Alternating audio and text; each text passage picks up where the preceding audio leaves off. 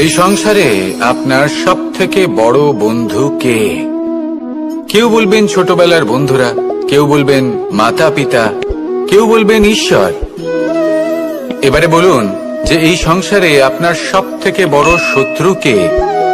কেউ বলবে আপনার বিরোধী, সেই ব্যক্তি যে আপনাকে হিংসে করে, বা আপনার নিজের অহংকার। আমি বলবো যে এই সংসারে আপনার সব থেকে বড় বন্ধু হলো আপনার নিজের মন। এই চঞ্চল মনকে যদি আপনি নিয়ন্ত্রণ করতে শিখতে পারেন, তাহলে এর থেকে বড় বন্ধু এই সংসারে আপনি কোথাও পাবেন না। সেখানেই যদি এই মন আপনাকে বশ করে ফেলে, তাহলে সংসারে এর থেকে বড় শত্রুও আপনি কোথাও পাবেন না। প্রথমে এই মনকে নিয়ন্ত্রণ করতে শিখে যান, আর তখন এই মন প্রসন্ন হয়ে বলবে। মনুষ্য জীবনের সব থেকে বেশি গুরুত্বপূর্ণ বিষয় হল মনের একাগ্রতা। এই সংসারের যে কটি মহান কার্য সম্পাদন হয়েছে তা হল মনের এই একাগ্রতার একমাত্র ফল। আপনি অবশ্যই দেখে থাকবেন, অনেক ছোট বড় নদী যা বয়ে চলে তাদের সামনে একটা বাঁধ নির্মাণ করা হয় সেই সব নদীর জল সঞ্চয় করতে। বাঁধ হয়ে গেলে প্রয়োজন মতো বা মনের ইচ্ছে মতো তাকে ব্যবহার করা সম্ভব। এবার এটাই আমাদের মনের সাথেও সম্ভব।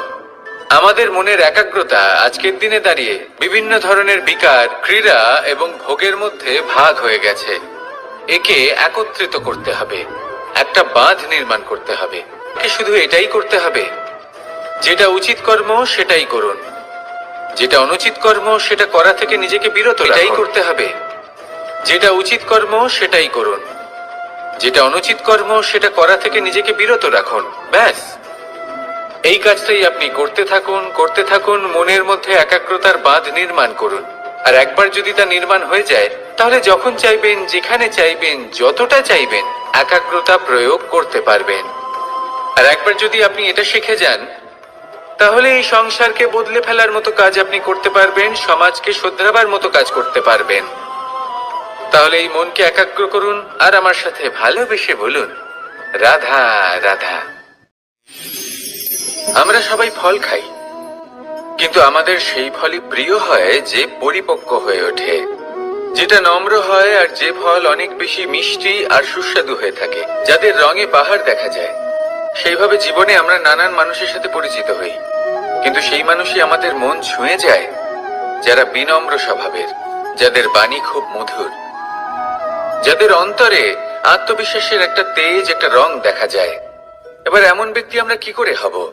ঠিক সেইভাবেই যেমন একটা ফল রোদ, বর্ষা, শীত, বায়ু এই সকল সংকটময় পরিস্থিতির সম্মুখীন হয়ে পরিপক্ক হয়ে ওঠে, সেইভাবেই মানুষ সংকটময় পরিস্থিতির সম্মুখীন হয়ে পরিপক্ক হয়ে ওঠেন।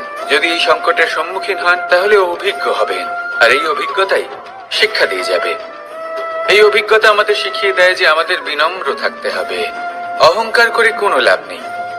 মধুর বাণীর যে কি মূল্য তা আমরা শিখতে পারি। এই অভিজ্ঞতাই আমাদের বুঝিয়ে দেয় যে উচিত অনুচিত কোনটা, আমাদের দৃষ্টিভঙ্গি তৈরি করে, আর এই দৃষ্টিভঙ্গি দ্বারা আত্মবিশ্বাস জাগ্রত হয়।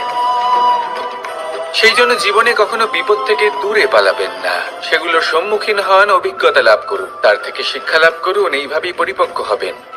আসুন আমার সাথে ভালোবেসে বলুন, রাধা রাধা।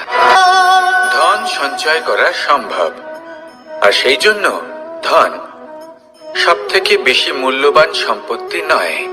এবার আপনি বলবেন, এ আমি কি বলছি? এই ধন খুব মূল্যবান, আমরা সকলে অর্জন করতে ব্যস্ত। সেটা এই কারণে, কারণ আপনারা জানেন না এই সংসারের সব থেকে বেশি মূল্যবান সম্পত্তি কি। এ হলো সেই সম্পত্তি যা কখনো সঞ্চয় করা সম্ভব নয়। আপনার কাছে যতই ধন থাকুক, তা দিয়ে আপনি স্বাস্থ্য লাভ করতে পারেন, বাড়ি কিনতে পারেন, আদি ইত্যাদি, কিন্তু আপনি যতই ধনী হন না কেন, ফেলে আসা দিনের একটা মুহূর্ত আপনি লাভ করতে পারবেন না। এই একটা মুহূর্ত, এই সময়, এটাই হলো সংসারের সব থেকে মূল্যবান সম্পত্তি। একবার চলে গেলে তা কখনোই ফিরে আসে না। আর এই মুহূর্ত যতই চলে যাক না কেন, আমরা স্মৃতির মাধ্যমে সেগুলি যাপন করতে পারি। তার আনন্দ উপভোগ করতে পারি, আর যার সাথে আমরা সময় অতিবাহিত করেছি তার স্মৃতিতে আমরা চিরকাল জীবিত থাকতে পারি। সেই জন্য সময় সব থেকে মূল্যবান সম্পত্তি, তাকে এইভাবে নষ্ট করবেন না। প্রত্যেকটা মুহূর্ত উপভোগ করুন, আনন্দ করুন, আর ভালোবেসে বলুন রাধা রাধা। যদি কোনো সিংহ বানরের মতো গাছে চড়তে চেষ্টা করে তাহলে কি হবে? একটা মাছ যদি মাটিতে হাঁটতে চেষ্টা করে তাহলে কি হবে? তারা বিফলই হবে। কিন্তু এরকম কেন হয়? তার কারণ হলো প্রকৃতির রচনা কিছুটা এরকম। এখানে প্রত্যেকটি ব্যক্তিকে, প্রত্যেকটি প্রাণীকে আলাদা আলাদা গুণের অধিকারী করা হয়েছে এবং সকলকে একটা সীমাও প্রদান করা হয়েছে। এবার এই যে বৃক্ষ, পশু, পাখি, এদের মধ্যে সেই ক্ষমতাই নেই যে এরা নিজেদের যাচাই করতে পারবে, নিজেদের সীমাগুলো বুঝতে পারবে, নিজেদের সদ্গুণগুলো চিনতে পারবে। এরা সেটা করতে পারবে না। কিন্তু মানুষ তো আলাদা। মানুষের কাছে সেই বিশেষ শক্তি আছে যে তারা পূর্ণরূপে নিজেদের যাচাই করতে পারবে, নিজেকে পূর্ণরূপে বুঝতে পারবে, নিজের দোষ, নিজের অপগুণ, নিজের সদ্গুণ, নিজেদের সীমাগুলো তারা বুঝতে পারবে। আর এটা অত্যন্ত গুরুত্বপূর্ণ। কথায় আছে যে যদি সাফল্য লাভ করতে হয় তাহলে নিজেকে যাচাই করে নিতে হবে। তাই নিজেকে যাচাই করুন, নিজের সাথে পরিচিত হয়ে যান এবং জীবনে কর্ম করতে থাকুন। সাফল্যের শিখরে অবশ্যই পৌঁছে যাবেন।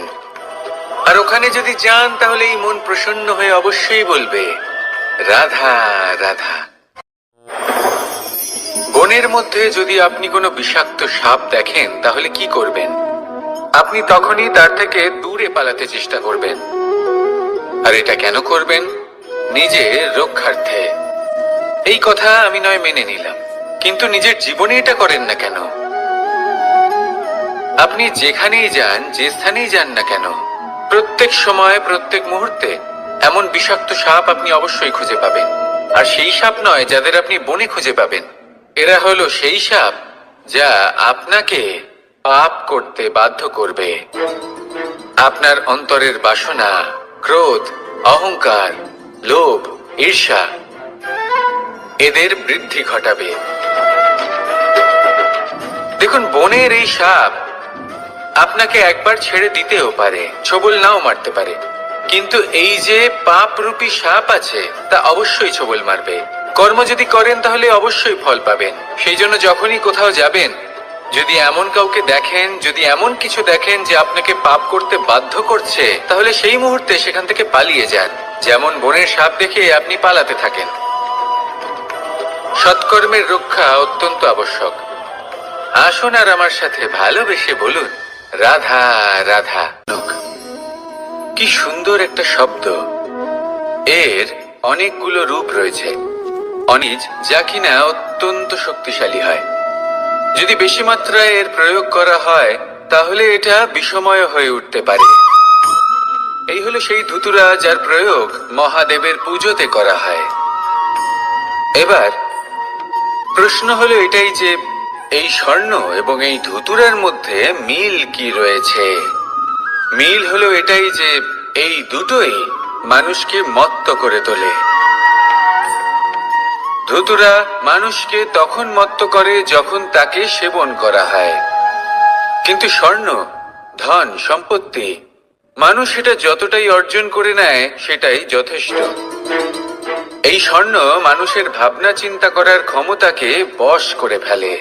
মানুষ সম্পত্তির লোভে মত্ত হয়ে ওঠে, কারণ যে যত চমৎকারী, যতটা অমূল্য হয় তাকে সামলানো কিন্তু ততটাই কঠিন, তাই না? তাই মনে রাখবেন, ধন, স্বর্ণ, সম্পত্তি এগুলো ধুতুরার থেকেও অনেক বেশি বিষাক্ত হতে পারে।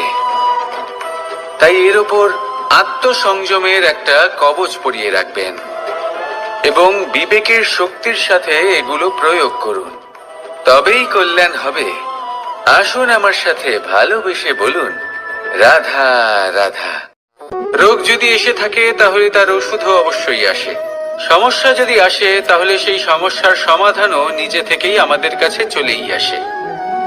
এই সংসার, এই জীবনের শুধুমাত্র একটাই নিয়ম আছে, আর তা হলো এটাই: এই সংসার হলো একটা চক্রের মতো। এতে শাশ্বত বলে কিছু নেই, নিত্য বলে কিছু নেই, আর যা কিছুই রয়েছে সব বদলাতে চলেছে। যদি আপনার জীবনে দুঃখ থাকে, সমস্যা থাকে, যদি আপনি বিপদ দ্বারা আচ্ছন্ন, তাহলে মনে রাখবেন সবকিছু বদলে যেতে চলেছে।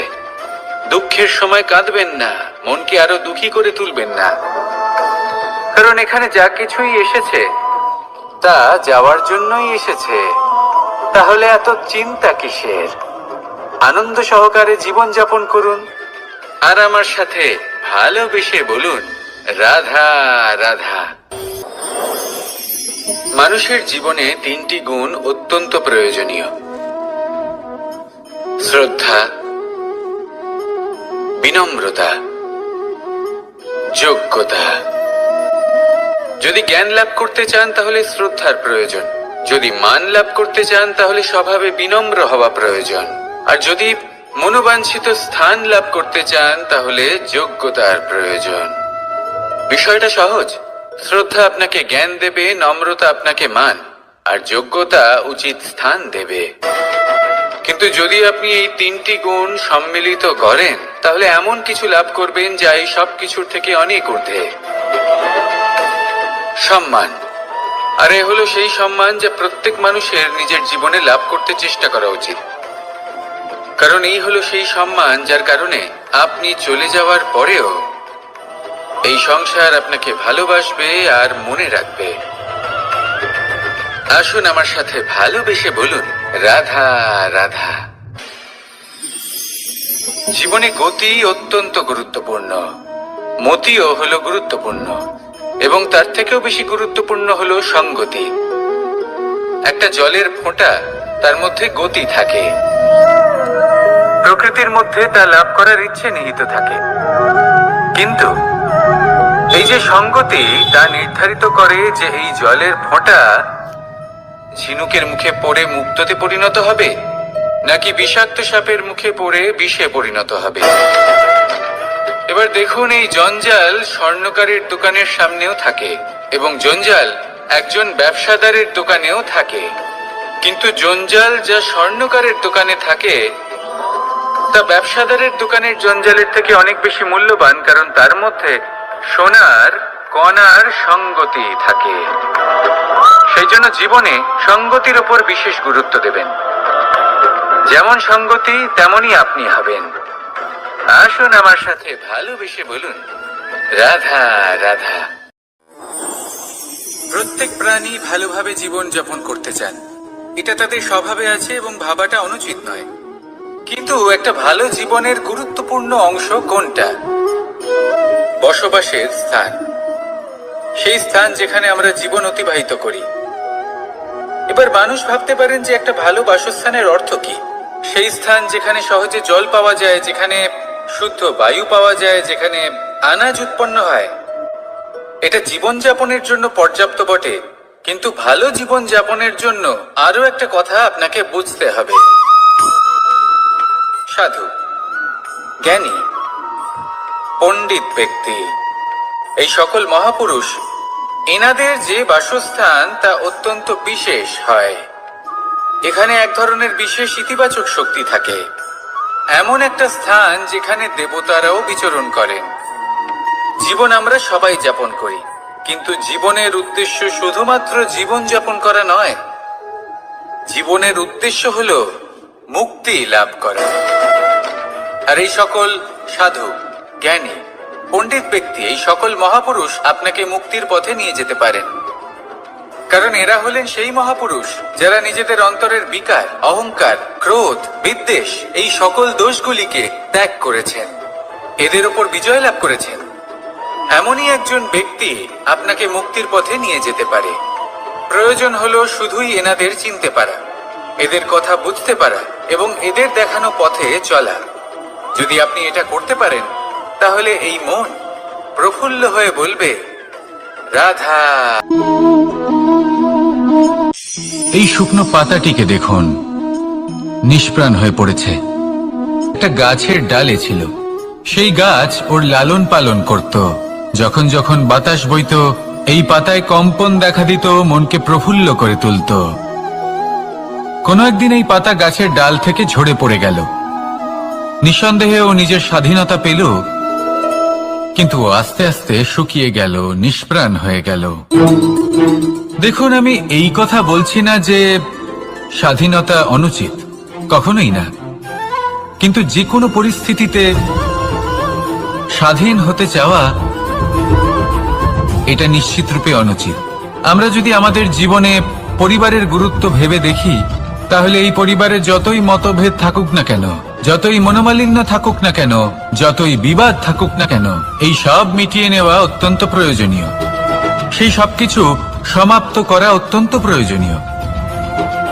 কখনো এই পরিবারকে ভাঙতে দেবেন না, কখনো এই পরিবার থেকে দূরে চলে যাবেন না।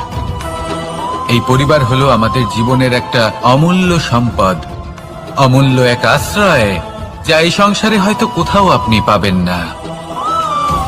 তাই একে আগলে রাখুন। পরিবার সেই গাছ। আসুন আমার সাথে ভালোবেসে বলুন, কার সেই গাছ।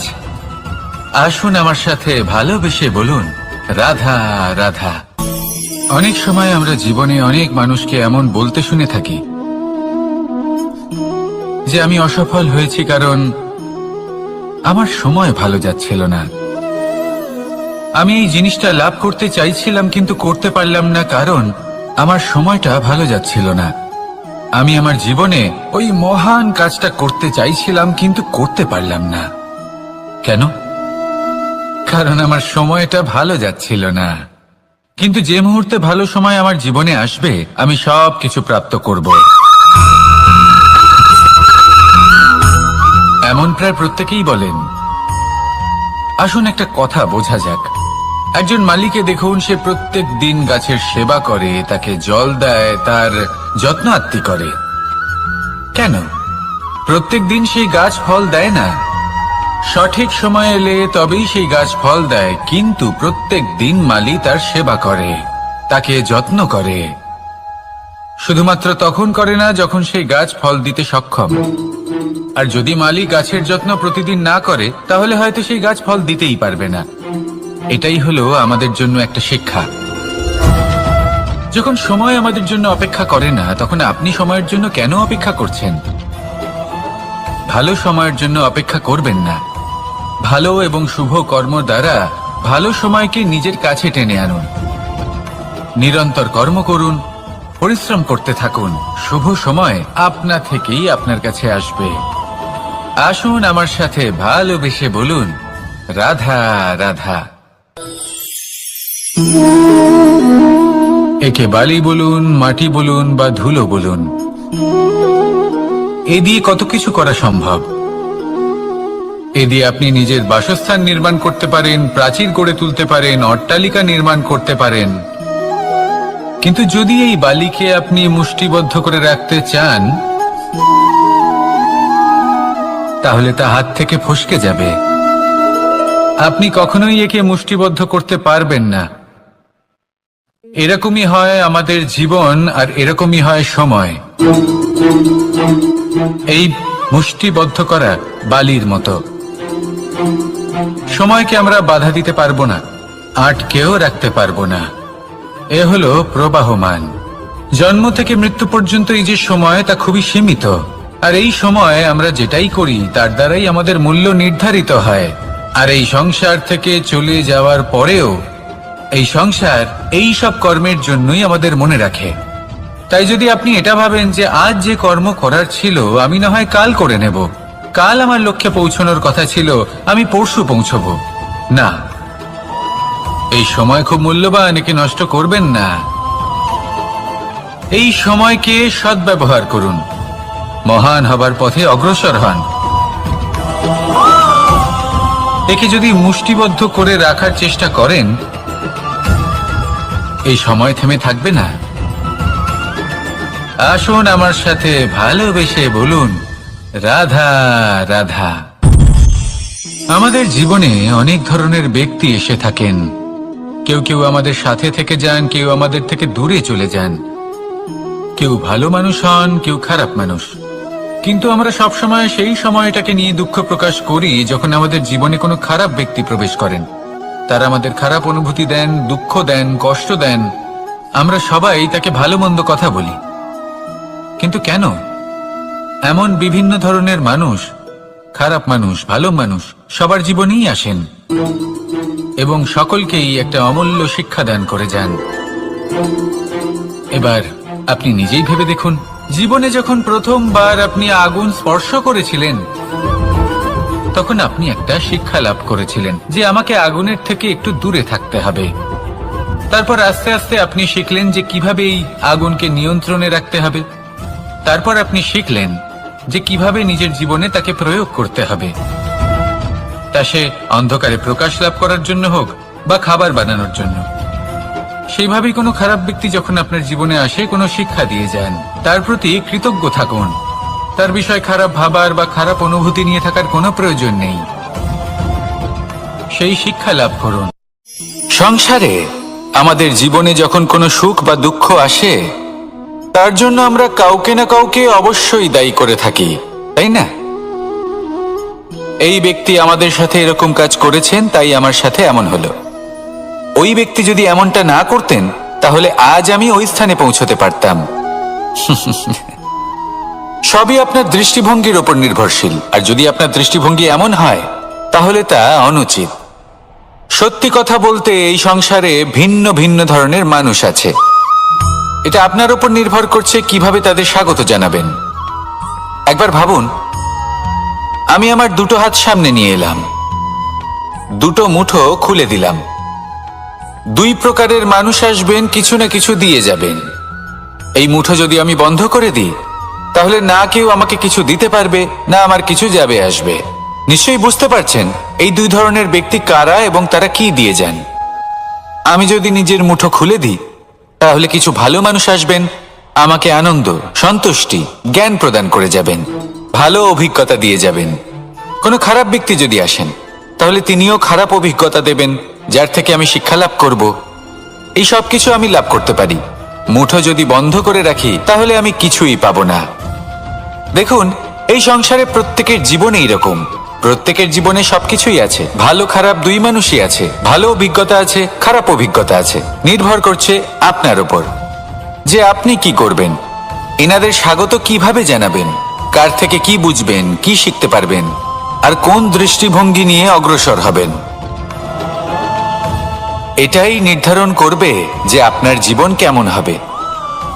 আসুন আমার সাথে ভালোবেসে বলুন, রাধা রাধা, তাই না? মানুষ যখন হিরে নিজের হাতে নেয় তখন সবার আগে কি খোঁজে? দর্পণ, যাতে তার মধ্যে দিয়ে দেখে সে বুঝতে পারে যে সেই হিরে আদৌ তার শোভাবর্ধন করছে কিনা, তাকে ভালো দেখাচ্ছে কিনা, প্রসাধনের জন্য সেটা ব্যবহার করা ঠিক হবে কিনা। অর্থাৎ হীরের উপস্থিতিতে দর্পণের গুরুত্ব কম হলো না, দর্পণের কারণে হীরের মূল্য বোঝা গেল। আমাদের জীবনেও ঠিক এরকমই ঘটে। আপনারা যদি সংসারে নিজের আশেপাশে দেখেন, এমন অনেক মানুষ দেখতে পাবেন যারা নিজেদের ক্ষেত্রে মহান স্থানে পৌঁছেছেন।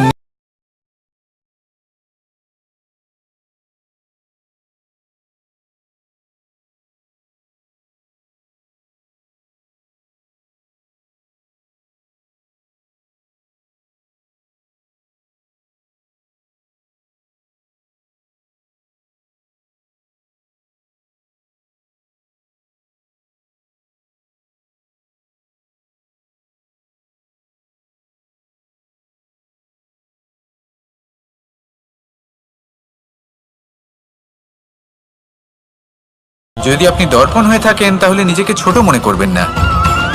আসুন আর আমার সাথে ভালোবেসে বলুন, রাধা রাধা। মানুষ জন্মগ্রহণ করে, তার সাথে ভয়েরও জন্ম হয়। ছোটবেলা থেকেই আমাদের মনে কোনো না কোনো প্রকারের ভয় থেকেই যায়। কেউ এই বিষয়ে ভয় পায় যে তার কোনো বস্তু তার থেকে দূরে চলে যাবে। কেউ এই বিষয়ে ভয় পায় যে আমি নিজেকে হারিয়ে ফেলবো। কেউ এই ভেবে ভয় পায় যে আমার প্রিয়জনেরা তারা যেন আমার থেকে দূরে না চলে যায়। কেউ এই ভেবে ভয় পায় যে আমরা যেন পথ না হারিয়ে ফেলি। আদি ইত্যাদি। কিন্তু সত্যি কথা বলতে ভেবে দেখুন, এই ভয় বাস্তবে কি? শুধুই একটা মনস্থিতি, আর কিছুই নয়। যা কিছু আপনি জীবনে পেয়েছেন তা একদিন আপনাকে হারাতে হবে। এই জীবন হলো আপনারই, কিন্তু তাও একদিন সমাপ্ত হবে।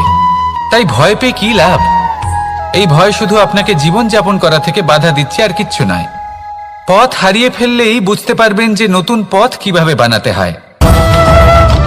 কিছু মানুষকে জীবন থেকে হারালে তবেই আপনি বুঝবেন যে আপনার আপনজনকে। এই ভয়ের কারণে ভীত হয়ে থাকবেন না।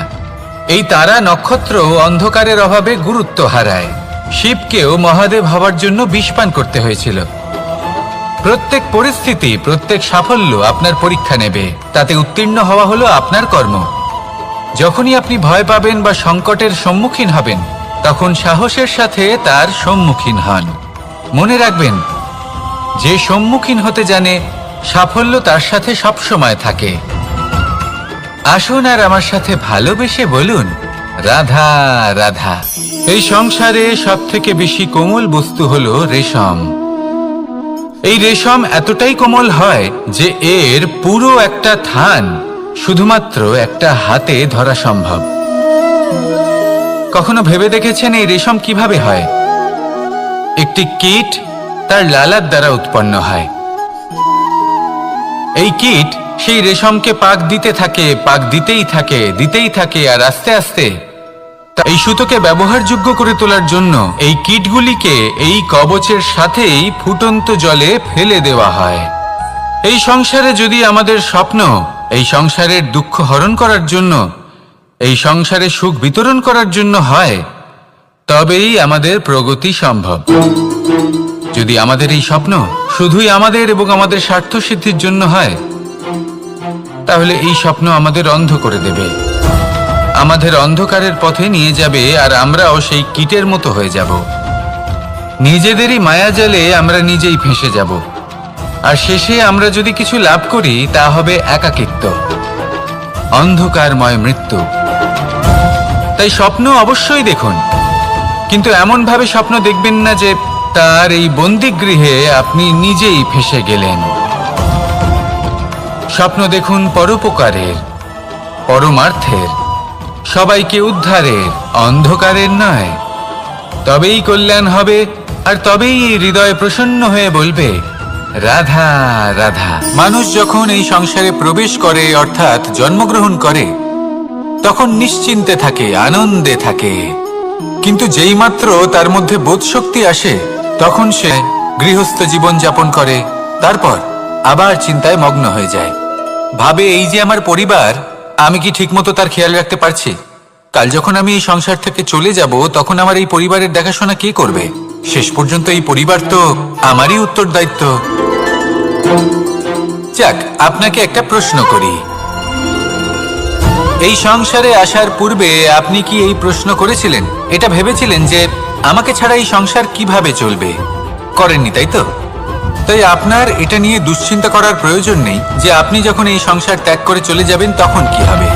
আপনি যখন ছিলেন না তখনও এই সংসার চলছিল, আপনি যখন এই সংসার ত্যাগ করবেন তখনও এই সংসার চলতে থাকবে।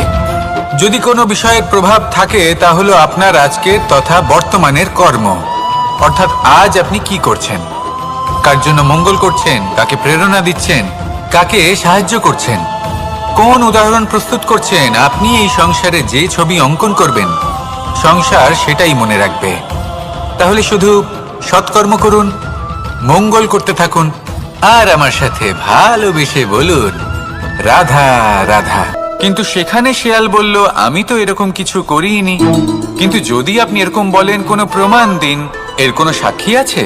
তখন রাজা সিংহ পেঁচাকে ডেকে পাঠালেন, যে সেই মুহূর্তে বৃক্ষের শাখার ওপর বসেছিল, সে সব কিছু দেখেছিল। পেঁচা সব সত্যি কথা বলল, আর শেয়ালকে মৃত্যুদণ্ড দেয়া হলো। এবার এই কাহিনী আমি আপনাকে কেন শোনালাম? কারণ মানুষও কখনো কখনো এরকম কর্ম করেন যা শিয়াল করেছে। এটা ভাবেন কেউ দেখছে না, যখন আমি অনুচিত কর্ম করতেই পারি। কিন্তু না, আপনি যাই করুন না কেন কেউ না কেউ অবশ্যই তা দেখছে। কোনো ব্যক্তি না হলেও কোনো প্রাণী, না হলে কোনো যক্ষ বা দেব বা প্রেত। যদি এনারা কেউ না দেখেন তাহলে ধরিত্রী মাতা দেখেন, যেখানে দাঁড়িয়ে আপনি সেই কর্ম করছেন, তাই না? তাই একটা কথা সবসময় মনে রাখবেন, কে দেখছেন কে দেখছেন না সেই বিষয়ে ভাবা ছেড়ে দিন। এটা খুব সহজ কথা। আপনি যদি উচিত কর্ম করেন উচিত ফল পাবেন, যদি অনুচিত কর্ম করেন তাহলে আপনি অনুচিত ফল অবশ্যই পাবেন। সেই জন্য উচিত পথে চলতে থাকুন, উচিত কর্ম করতে থাকুন, আর আমার সাথে ভালোবেসে বলুন রাধা রাধা। সুখ, দুঃখ এবং শক্তি, এই তিন হলো এই সংসারের ত্রিদেবের মতো। আমাদের জীবনে যা কিছু ঘটছে এই তিনটির ভিত্তির উপরেই হচ্ছে। আসলে এই সংসারের একটা নিয়ম আছে, যখনই আপনি কিছু লাভ করেন এই সংসার আপনার পরীক্ষা নেয়। এটা জানার জন্য আপনার পরীক্ষা নেয় যে আপনি যা কিছুই লাভ করেছেন আপনি কি আদৌ সেটার যোগ্য কিনা। ঠিক সেইভাবেই এই সুখ, দুঃখ এবং শক্তি আপনার পরীক্ষা নিয়ে থাকে। যখন সুখ আসে তখন সে আপনার পরীক্ষা নেয় যে আপনার মধ্যে অহংবোধ জাগ্রত হয়নি তো। যদি অহংবোধ চলে আসে তাহলে সুখ সেখানেই সঙ্গ ত্যাগ করে। দুঃখ আপনার ধৈর্যের পরীক্ষা নিতে থাকে, আর যদি আপনার মধ্যে ধৈর্য না থাকে তাহলে এটা আপনাকে আরো বেশি দুঃখের গভীর অন্ধকারে ঠেলে দেবে। সেখানে শক্তি পরীক্ষা নেয় আপনার বিনম্রতার। যদি আপনি বিনম্র না হন তাহলে হয় এই শক্তি আপনার সঙ্গ ত্যাগ করবে, নয় এই শক্তি বিনম্রতার অভাবে আপনার পতনের কারণ হতে পারে। এই সংসারে যে কোনো ব্যক্তি যিনি এই পরীক্ষায় উত্তীর্ণ হয়ে থাকেন এই জীবনে তিনি সাফল্য লাভ করেন। আসুন আমার সাথে ভালোবেসে বলুন রাধা রাধা। আমি মনুষ্যরূপে জন্ম নিয়েছি এবং সমস্ত কর্ম এই রূপেই করেছি, কিন্তু আশ্চর্যের বিষয় হলো যে আজও মানুষ আসেন এবং হাত জোড় করে প্রার্থনা করেন যেন আমি ওনাদের সহায়তা করি। আপনাদের একটা কথা বলতে চাই, আমি সকলকে সাহায্য করতে পারবো না, কিন্তু আমি শিক্ষা অবশ্যই দিতে পারবো, জ্ঞান প্রদান করতে পারবো। এমন কিছু জ্ঞান যার ভিত্তিতে মানুষ যা চাইবেন তাই লাভ করতে পারবেন যদি সঠিক কর্ম করতে থাকেন। যখন কংসের অসুররা গোকুলে ধ্বংসলীলা চালাচ্ছিলেন তখন আমি কারোর থেকে সাহায্য চাইনি। লক্ষ্য আছে, আপনি অবশ্যই লাভ করবেন। আর এই মন সুপ্রসন্ন হয়ে বলবে রাধা রাধা। ভোজন, এই সংসারে যেই হোক না কেন, কোনো মানুষ হোক, কোনো প্রাণী হোক, কোনো কীট হোক বা কোনো বনস্পতি হোক, প্রত্যেকের জন্য ভোজন অতি আবশ্যক। কারণ ভোজন থেকেই শক্তি পাওয়া যায়, আর সেই শক্তি দিয়েই সংসারের আমাদের জীবনের সমস্ত কার্য করা যায়। এবার এমন এক ধরনের শক্তি হয় যা শীতের ঋতুতে সূর্য থেকে আমরা পেয়ে থাকি, আর আরেক ধরনের উত্তাপ হয় যা দিয়ে ভোজন রান্না করা হয়, সুস্বাদু নানান ধরনের ভোজন। এবার অত্যন্ত গুরুত্বপূর্ণ হলো যে ব্যক্তি সেই ভোজন বানাচ্ছেন তার মানসিক পরিস্থিতি এবং সেই ব্যক্তি যিনি ভোজন গ্রহণ করছেন তার মানসিক অবস্থা। যখনই আপনি ভোজন বানাচ্ছেন তখন ভালোবাসার সাথে কাজটা করুন, ধন্যাত্মক ভাব নিয়ে, সৎ ভাবনার সাথে। কারণ আপনার এই মানসিক স্থিতি শক্তির আকারে সেই খাদ্যের সাথে মিলেমিশে যায়। আর যখনই আপনি ভোজন গ্রহণ করছেন তখন সদ্ভাবনার সাথে, প্রসন্নতার সাথে গ্রহণ করুন, ধন্যাত্মক ভাব নিয়ে। যদি আপনি প্রসন্নতার সাথে রান্না করেন, প্রসন্নতার সাথে খাদ্য গ্রহণ করেন, তাহলে আপনি প্রসন্নই থাকবেন, আর মন সুপ্রসন্ন হই বলবে রাধা রাধা। দীপাবলি, একে আমরা দীপাবলি বলে থাকি। এবার এই বিষয়ে আমরা সকলে জানি। আপনি কি এটা জানেন যে শ্রীরাম বাস্তবে অমাবস্যার এক রাত আগেই অযোধ্যায় পৌঁছে গেছিলেন? সবার সামনে অমাবস্যার রাতে এসেছিলেন। এর কারণ কি? শ্রীরাম প্রমাণ করতে চেয়েছিলেন যে যে কোনো সময় দিন হোক বা রাত, শুভ বা অশুভ হয় না। শুভ অশুভ কিছু থাকলে তা হলো মানুষের চিন্তা, তার ভাবনা, তার নির্বাচন আর তার কর্ম। নিজেই দেখে নিন, শ্রীরাম শুভ কাজ করে ফিরেছিলেন এবং অমাবস্যার মতো গভীর এক রাত্রিকেও দীপাবলিতে পরিবর্তিত করেছিলেন। এমনটাই যদি আমরা করতে পারি, তাহলে এমন কোন গৃহে যান যেখানে অসহায় ব্যক্তি রয়েছেন, যা অন্ধকারাচ্ছন্ন, আর সেখানে প্রকাশ প্রজ্বলিত করুন। প্রকাশ সহায়তার, প্রেরণার, আশার। যদি এমন কিছু আমরা করতে পারি, তাহলে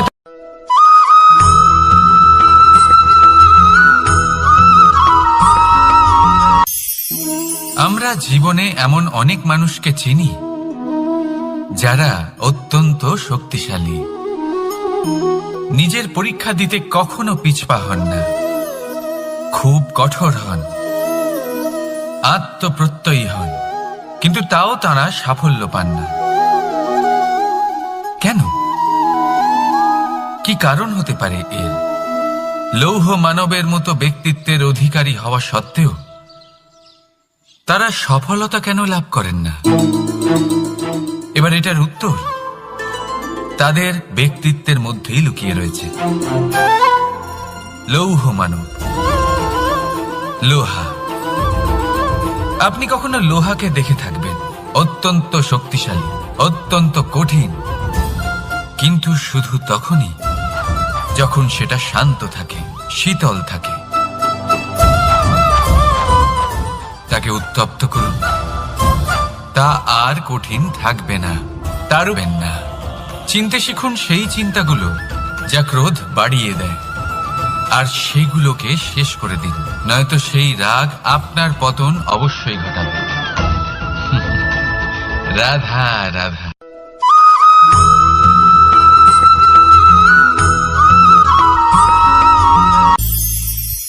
ভবিষ্যৎ।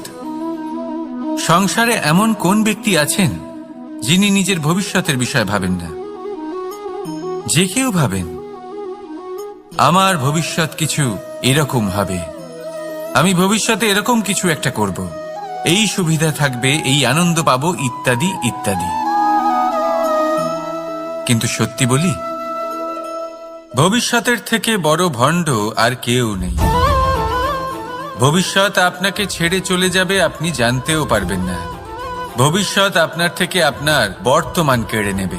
অনেক সময় আমরা ভবিষ্যতের বিষয় ভাবতে থাকি, দুশ্চিন্তা করতে থাকি, ভবিষ্যৎ দিয়ে নিজেকে এতটাই ঘিরে ফেলি যে বর্তমান কি তা ভুলেই যাই, তার বোধই আমাদের থাকে না।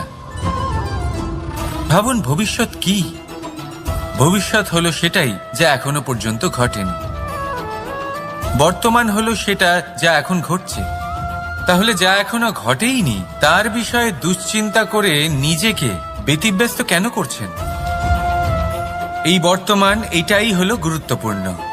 এর উপরে সমস্ত ভাবনা কেন্দ্রীভূত করুন। মনে লক্ষ্য অবশ্যই রাখুন, কিন্তু পুরো মনোযোগ শুধু বর্তমানে থাকবে।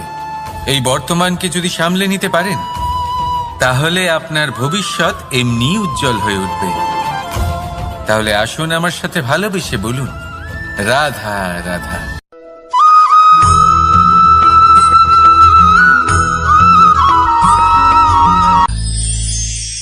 আমরা অনেকবার লোকের থেকে এই কথা শুনেছি, জীবনে যখনই ধন অর্জন করবে বাঁচিয়ে রাখবে।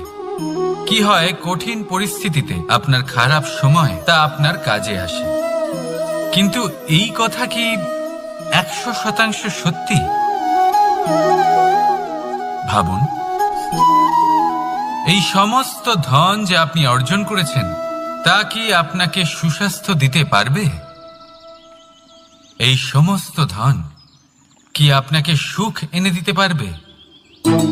পারবে না, তাই না? চলুন আমি আপনাকে একটা কথা বলি। পরমেশ্বর, ঈশ্বর, যদি এই ঈশ্বরের ওপর আপনি বিশ্বাস রাখেন, সর্বদাই ভালো কাজ করেন, সবার মধ্যে প্রেম ছড়িয়ে দেন, আর সবার জন্য শুধু ও শুধুমাত্র শুভ কামনা করেন, তাহলে আপনার সাথে কখনো কোনো খারাপ হতে পারে না। তাই সময় বদলান, সময় বদলানোর উপকরণ নয়। আর ভালোবেসে বলুন, রাধা রাধা।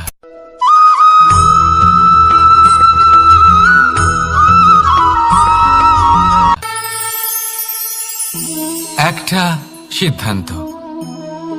এই জীবনে একটা সিদ্ধান্তের গুরুত্ব কি হতে পারে তা কখনো ভেবে দেখেছেন? একটা সিদ্ধান্ত সেই ভিত্তি হতে পারে যা আপনার পুরো জীবনকে বদলে দিতে পারে, এই সমস্ত সংসারকে বদলে দিতে পারে, ভবিষ্যৎ বদলে দিতে পারে। এই সিদ্ধান্ত যে কোন রাস্তা চয়ন করতে হবে, সেই সিদ্ধান্ত যে কখন সামনে এগোতে হবে আর কখন থেমে যেতে হবে, সেই সিদ্ধান্ত যে কখন যুদ্ধ করতে হবে আর কখন নিজেকে পিছু পা হতে হবে। এই সিদ্ধান্ত হলো খুব গুরুত্বপূর্ণ। আর আপনি তো এই সংসারে একা নন, তাই আপনার একটা সিদ্ধান্ত শুধু আপনার জন্যই নয়, সমস্ত সংসারের জন্য গুরুত্বপূর্ণ হতে পারে। এবার এই সিদ্ধান্ত আপনারই হবে।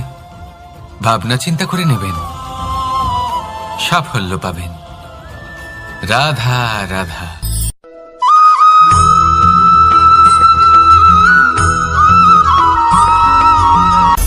অনেকবার আমাদের দৃষ্টিভঙ্গি এমন হয়ে থাকে যে আমাদের আসল সত্যের থেকে অনেকটা দূরে নিয়ে যায়। আমরা যেরকম দেখি সেরকম সবসময় হয় না। এবারে দেখুন না, আমরা মানুষেরা, আমাদের ভালো লাগে। আমরা কোথাও গেলাম, আমাদের স্বাগত জানানো হলো, আমাদের প্রশংসা করা হলো, কেউ আমাদের দিকে হাসি মুখে তাকালো, আমাদের ভালোবাসলো, তার উপরে ক্রুদ্ধ হয়ে যাই। একটা কথা মনে রাখবেন, এই হাসি সবার জন্যই হয়। আপনি তাদেরকেও হাসি উপহার দিতে পারেন যাদের আপনি চেনেন, তাদেরও দিতে পারেন যাদের আপনি চেনেন না, ছোটদের দিতে পারেন, বড়দের দিতে পারেন, সবার জন্যই হলো এই হাসি। কিন্তু ক্রোধ, ক্রোধ তাদের উপরেই আসে যাদের আমরা জীবনে কখনো হারাতে চাই না, যাদেরকে আমরা অসম্ভব ভালোবাসি, যাদের জন্য আমরা আশা করি যে তাদের জীবনের পরবর্তী সময় সব সময় সুখময় হোক, উজ্জ্বল হোক। সেই জন্য আপনার জীবনের সমস্ত সেই ব্যক্তি যারা আপনার উপরে ক্রুদ্ধ হন, কটাক্ষ করেন, জরুরি নয় তিনি আপনার শত্রুই হবেন। হতে পারে সে হলো আপনার শুভাকাঙ্ক্ষী, যিনি আপনার শুধুমাত্র ভালোই চান, যিনি আপনার জন্য একটা সুন্দর ভবিষ্যৎ চান। সেই জন্য সব সময় মন দিয়ে অন্যের কথা বোঝার প্রয়াস করুন। আপনি জানতে পারবেন তাদের কর্মের ধর্ম কি হতে পারে, আপনি জানতে পারবেন তাদের ক্রোধের মর্ম কি হতে পারে। রাধা রাধা।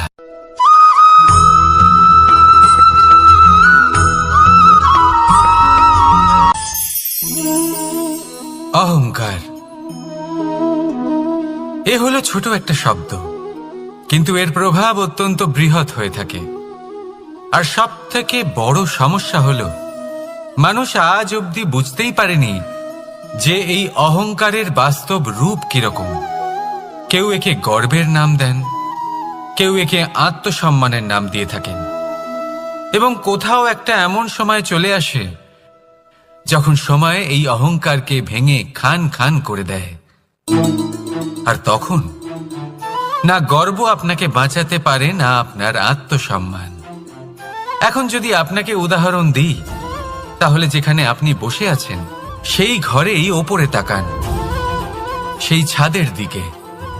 যদি এই ছাদ অহংকার করতে থাকে যে দেখো আমি তো সব থেকে উঁচু জায়গায় আছি, আমার চেয়ে ওপরে আর কেউ নেই, আমি এই ঘরে থাকা সমস্ত ব্যক্তিকে ছায়া প্রদান করি, যদি এই অহংকার এসে যায় তাহলে কি? একবার ভেবে দেখুন, যদি পরের দিন তার উপর আরো একটা তলা বানিয়ে দেওয়া হয় তাহলে কি? এই ছাদ যার নিজের উঁচু হবার অহংকার ছিল, যে সব থেকে ওপরে ছিল, সে এবার পায়ের তলায় চলে এসছে। এটাই হয়ে থাকে। মনে কখনোই অহংকার পোষণ করবেন না। যদি মনের মধ্যে কিছু রাখতে চান তাহলে প্রেমের ভাব রাখুন, স্নেহ রাখুন। এই অহংকারকে আপনি যা ইচ্ছে নাম দিন, গর্ব হোক, আত্মসম্মান হোক, এর দ্বারা আপনার কোনোভাবেই কোনো লাভ হবে না। তাহলে এই অহংকারকে ত্যাগ করুন আর আমার সাথে ভালোবেসে বলুন, রাধা রাধা।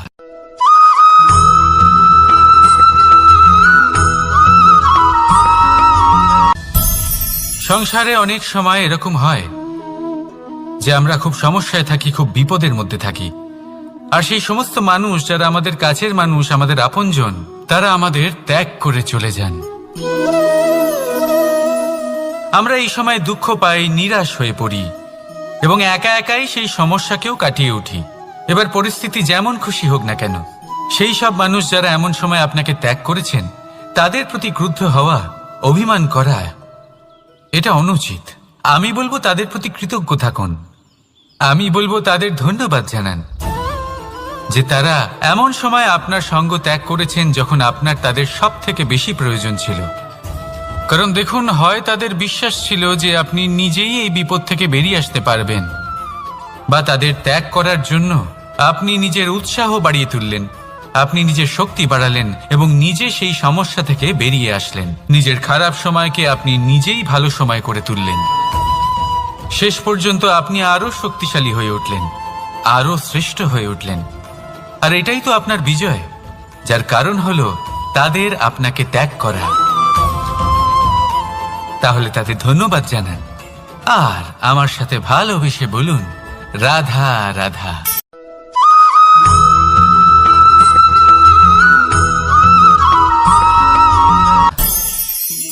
অনেক সময় যখন আমরা কর্ম করি, সাফল্য লাভ করি, কঠিন পরীক্ষায় উত্তীর্ণ হই, বড় কাজ করি, আমাদের মনে হয় এই সংসার আমাদের একটু প্রশংসা করুক, ভালো লাগে।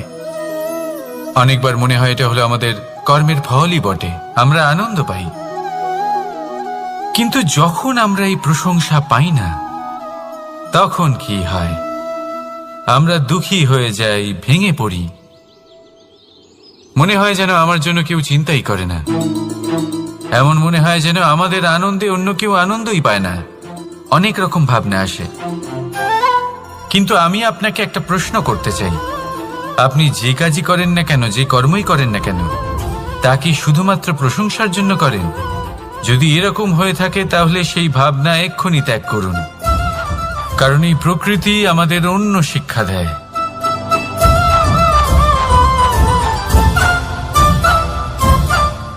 এই ফুলকে দেখুন, এই যে ফুলের সুবাস, যা আমার মনকে উচ্ছ্বসিত করে তোলে, মনে শক্তির সঞ্চার করে, এই সুগন্ধ। কিন্তু ভেবে দেখুন, ফুলের কিন্তু এই কাজ করার জন্য কোনো প্রশংসারই প্রয়োজন হয় না। এটাই হলো প্রকৃতির শিক্ষা। যিনি সৎ হন, সৎকর্ম করেন, তার কোনো প্রশংসার প্রয়োজন হয় না, কারণ ওনার কর্মই হলো ওনার সুবাস। মনে রাখবেন, আতর নকল ফুলে দেওয়া হয়, প্রকৃত ফুলের তার কোনো প্রয়োজন হয় না। সেইভাবেই আপনিও কর্ম করতে থাকুন শুভ চিন্তা নিয়ে। এই মনকে সব সময় শান্ত রাখুন, স্বচ্ছ রাখুন। যদি এরকম করেন তাহলে আপনার কর্ম এমন সুবাস ছড়াবে যে আপনার জীবনে শুধু এবং শুধুমাত্র আনন্দই থাকবে। তাহলে এই আনন্দ সহকারে বলুন, রাধা রাধা।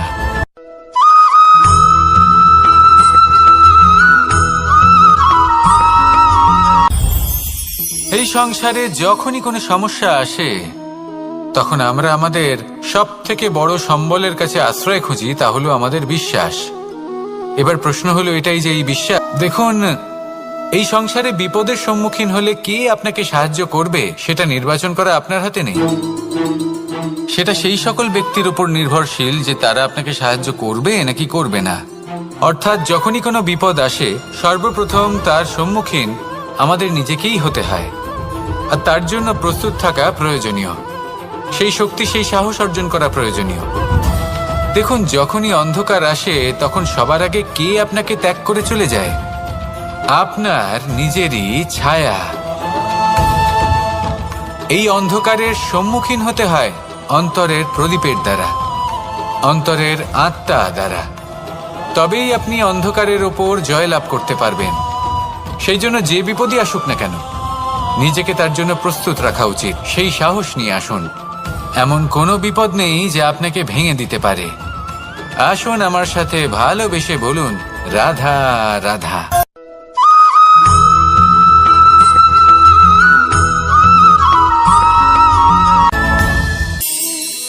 এই সংসারে এমন কোনো পর্বত নেই যা এতটাই উঁচু যে মানুষ তার শিখরে পৌঁছতে পারবে না, তাকে অতিক্রম করতে পারবে না।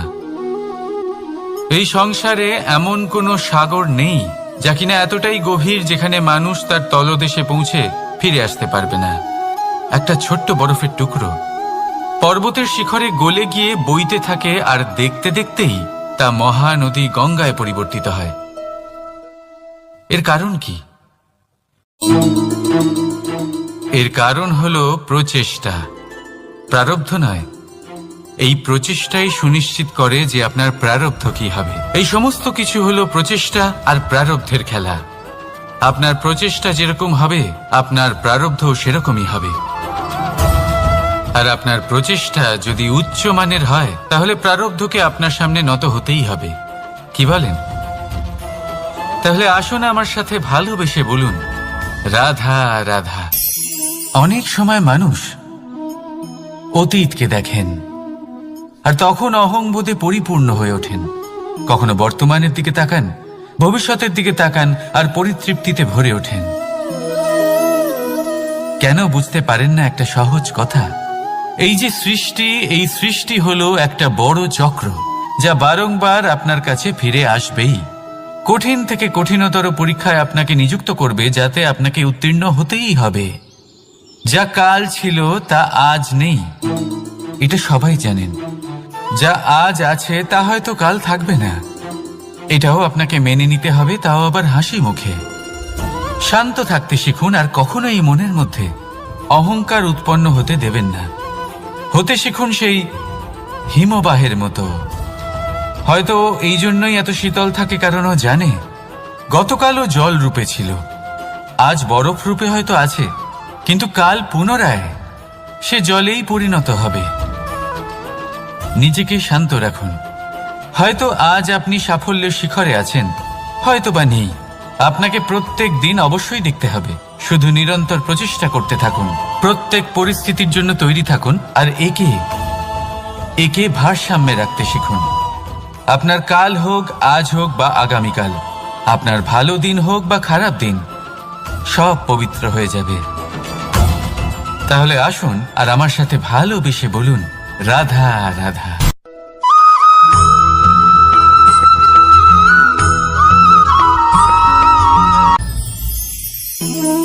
জীবনে ক্ষমা চাওয়া তাও কিছুটা সহজ, ক্ষমা করতে পারা অত্যন্ত কঠিন।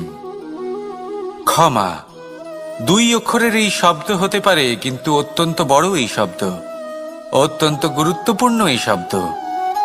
কখনো কখনো অন্য কাউকে ক্ষমা করে দেওয়া তাও কিছুটা সহজ কাজ, কিন্তু নিজেকে ক্ষমা করতে পারা অত্যন্ত কঠিন হয়ে দাঁড়ায়।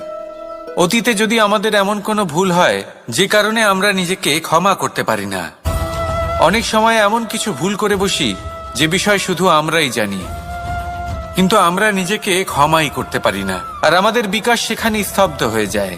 কারণ যদি আপনি ক্ষমা করতে না শেখেন, নিজেকে ক্ষমা যদি না করতে পারেন, তাহলে তা আপনার জীবনের সবথেকে বড় বাধা হয়ে দাঁড়াবে।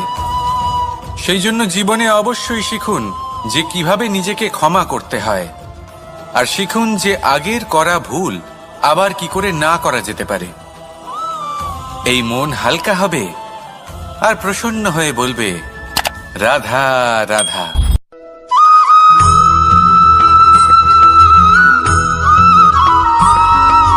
দোল উৎসবে এই সমগ্র সংসার রং নিয়ে খেলা করে, কিন্তু এই রঙের সারমর্ম এই সংসার কি জানে? কখনো দেখেছেন একটা চিন্তিত মুখ শুধুমাত্র রঙের স্পর্শ পেয়ে আনন্দিত হয়ে ওঠে? দোল, দোলে আমরা কি করি? পুরাতনকে ত্যাগ করি আর নতুনকে স্বাগত জানাই। শিশিরকে বিদায় জানিয়ে এক সুন্দর, এক নতুন ঋতুকে আগমন জানাই। দুশ্চিন্তা দূর করে আসার নতুন রঙে রঙিন হয়ে ওঠা, নিজেকে আনন্দিত করা, এটাই তো হলো দোল। এবার দোলের একটা ব্যাপার আছে, দুটো রঙে একসাথে রঙিন হওয়া যায় না। একটা রং উঠলে তবেই আরেকটা রং লাগা সম্ভব। আরো একটা প্রশ্নও রয়েছে, কোন রংকে তুলে দিয়ে কোন রং মাখানো যেতে পারে? যদি আপনাকে উদাহরণ দিই, লোভের এই রং, তা যতক্ষণ লেগে থাকবে আনন্দের রং লাগতে পারবে না। যা হয়েছিল দ্বারকাবাসী এবং সামন্তক মণির মধ্যে। ভ্রান্তির রং যতক্ষণ লেগে থাকবে সত্যের রং লাগতে পারবে না, যা হয়েছে রুক্মিণীর সাথে। আর হিংসা,